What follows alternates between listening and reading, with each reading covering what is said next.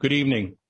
Restructuring of Canadian mayors and municipalities under the auspices of the United Nations began in 1992. PM Mulroney signed Canada onto UN Agenda 21. Canada thus became a UN member nation state. 178 countries signed on, lured by the promise of big money to go green. By 2000, countries, including Canada, were being governed by directions of the UN, G7, G20, World Economic Forum, and World Health Organization, to name some. Every organization named is a foreign-based NGO, non-governmental organization, and every member of all these organizations is unelected. Parliamentary procedures for law changes weren't followed. In 1994, a municipal primer was issued to all local towns outlining how they were to restructure their governments. Though the municipal primer was a non-binding agreement, all towns adopted it. Our public officials, the mayor and councillors of that day, were partnered with a private corporation, the Corporation of the Town of Aurora, who appointed a chief administrative officer who helped implement the global agenda instead of a local one. The International Council on Local and Environmental Issues, ICLEI, became the main source of consultation to push and fund the global agenda. We remind you that the World Economic Forum and the United Nations signed a strategic partnership framework in 2019 to jointly accelerate the implementation of the 2030 Agenda for Sustainable Development. This is the same World Economic Forum whose chairman, Klaus Schwab, famously declared, "You will own nothing and be happy." This is the same Klaus Schwab who, referring to Canadian Prime Minister Justin Trudeau, boasted, "We have penetrated more than half of his cabinet." We would ask Mayor Maracas and the councillors, why should the citizens of Aurora bow down to the intrusive dictates of an unelected foreign entity? The fact is we should not, and we will not. What, you ask, does any of this have to do with 15-minute smart cities? Absolutely everything. SMART, S for surveillance, M for monitoring, A for analysis, R for reporting, and T for technology. Technology News editor Patrick Wood, 50 years of experience and expertise on technocracy, wrote, "The 15-minute city is a cover for data collection bonanza for technocrats who design and operate them.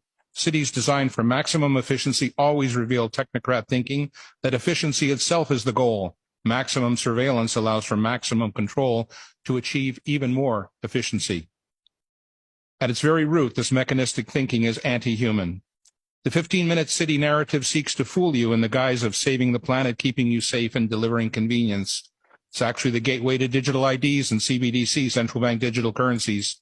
CBDCs allow bankers and or governments to freeze your bank account because you happen to peacefully and lawfully protest and express your disagreement with government policy.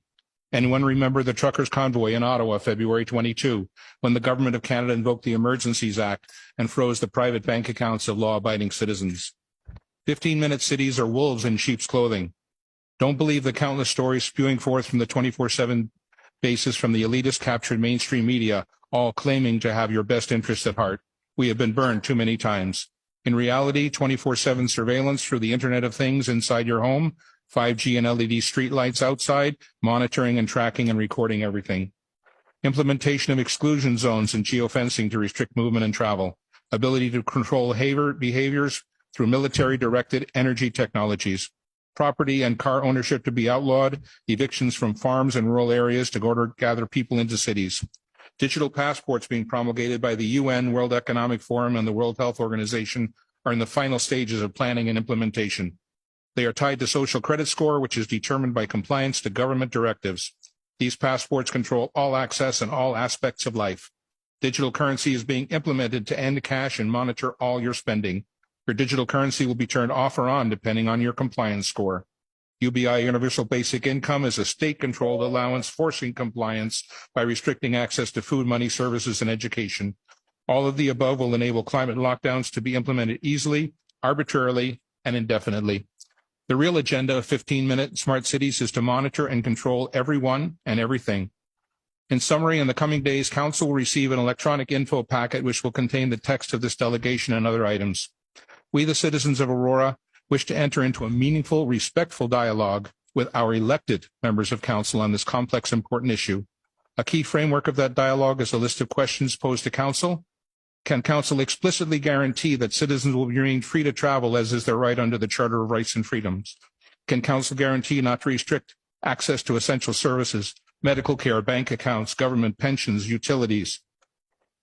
Most importantly, we, the citizens of Aurora, need to have the conversation with Council about exiting their non-binding agreement with the private for-profit entity known as the Corporation of the Town of Aurora. We need to turn back the page to a simpler time when open, transparent municipal government serving its citizens and working in their best interests ruled the day.